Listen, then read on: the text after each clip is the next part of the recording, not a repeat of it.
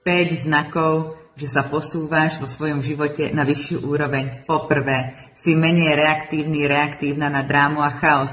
Pamätáš, keď ťa rozčulovali aj malé veci? Teraz si svoje boje vyberáš veľmi rozumne. To je rast, priateľ môj.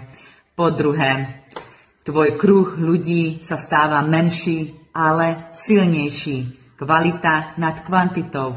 Obklopuješ sa ľuďmi, ktorí ťa pozdvihujú a niektorí ťa sťahujú dole. Po tretie, lepšie sa vyrovnávaš diskomfortom. Či je to už nejaké cvičenie, alebo nejaký fitness, alebo učenie sa nejakých nových zručností, alebo nejaké ťažké konverzácie. Posúvaš svoje limity, pretože komfortná zóna je miesto, kde sny zomierajú.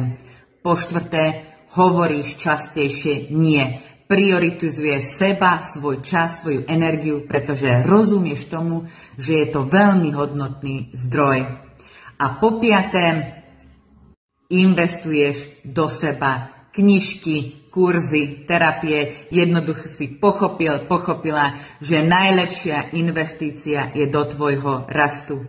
Je pravda, že na dennej báze je takýto pokrok alebo rast neviditeľný. Ale keď sa pozrieš na rok dozadu, uvidíš, akú veľkú zmenu si urobil. Takže pokračuj v